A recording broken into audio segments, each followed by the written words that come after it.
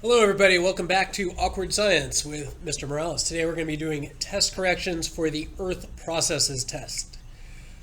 So let's get started. First question is asking us some pretty simple question about structure of Earth's interior. This question is asking what is the topmost layer where we live. So remember we've got a core, there's a solid core within the liquid core. Then we have this plasticky kind of solid mantle. And then outside of that, we have the crust. So core, mantle,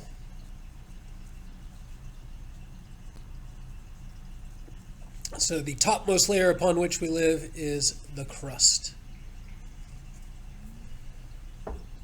Number two, why does Earth's inner core remain solid even though it is very hot?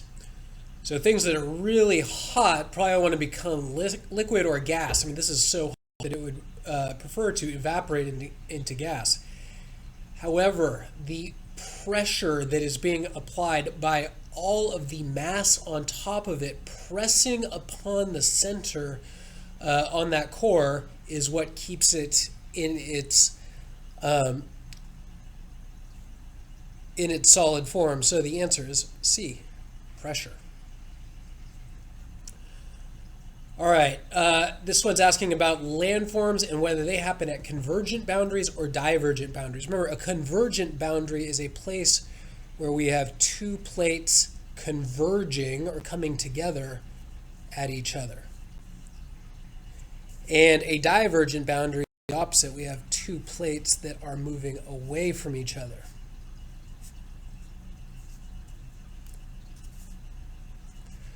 So which one is going to account for which? Well, a rift valley is what is happening when you have a divergent boundary. You've got two plates moving away from each other, and then that's going to create a space in between. And that is the rift valley. It's going to fill up, but landforms are going to be moving away from it. So you're going to have this natural indentation where the two plates are diverging. So that's a divergent. What about continental mountains?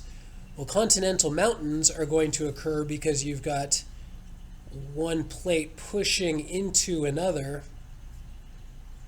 And where continental plates are big and thick, dense things, so as they push into each other, they're going to kind of mash into each other and cause uplifting. So that is a convergent.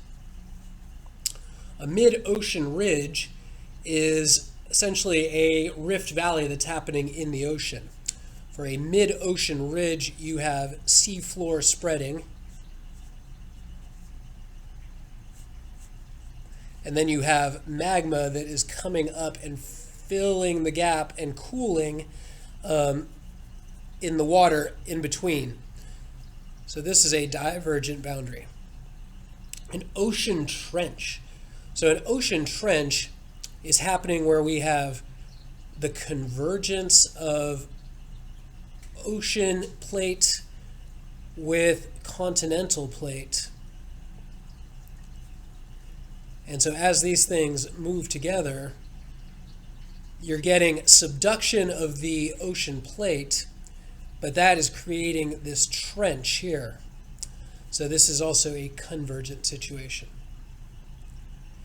Now, understanding these situations also is going to help us understand number 4. So it's pointing out that the oldest continental rocks are way older than the oldest seafloor rocks. Why is this? Well, continental rocks are often the case of things like this kind of uplifting here. So you've got continental rocks just sort of piling up, pushing up on Earth's surface. And their kind of life cycle is that they will start deep underground, and they're going to get pushed up, pushed up, pushed up, pushed up until they are, let's say, on the top of a mountain, and then they're exposed to weathering forces like wind and water, which are slowly going to erode that away, and that rock will disappear. But still, it spends a lot of time on Earth's surface. However, in the ocean, rock is formed at these divergent boundaries at mid-ocean trenches, and then it starts creeping out toward the edge where eventually it will collide with continental plates, be subducted, and when it is subducted, it's going to go deeper and deeper and get hotter and hotter and eventually melt and then come back up through Earth's surface as a volcano, as magma. So the life cycle of ocean rock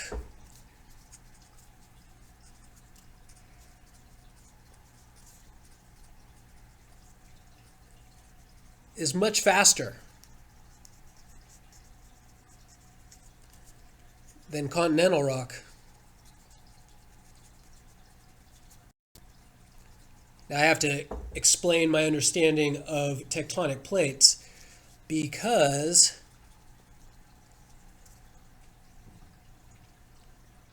ocean plates spread from mid-ocean ridges and are subducted under continental plates. But let's contrast that to continental rocks. Continental rocks. I'm going to use the term weathering, which we should know from middle school is the breakdown of rock from wind and water.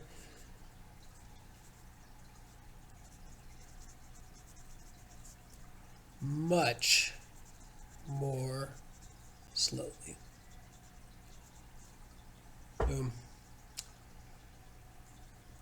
Okay, now we move on into earthquakes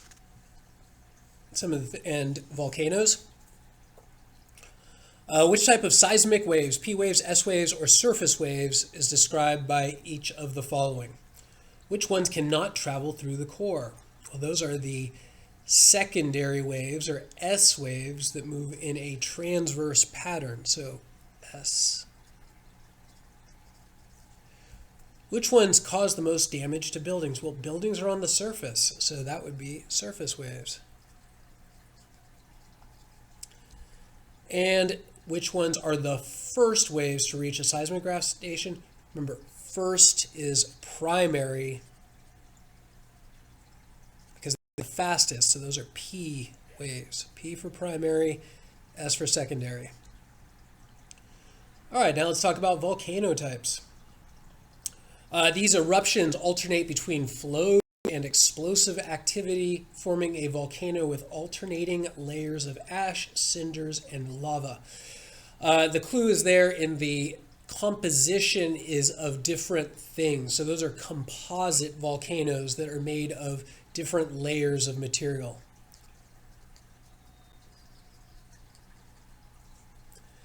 Which ones have mild eruptions and flowing lava that form large volcanoes with gentle slopes, or we might say in the shape of a broad shield? Those are shield volcanoes. Slow-moving, very viscous, thick lava. Which ones have violent eruptions of hot ash and lava that are thrown in the air and then fall to the ground around the vent, forming small, steep volcanoes? Those are cinder cones. Very common type of volcano. All right, last question. Which situation accounts for 75% of Earth's volcanoes?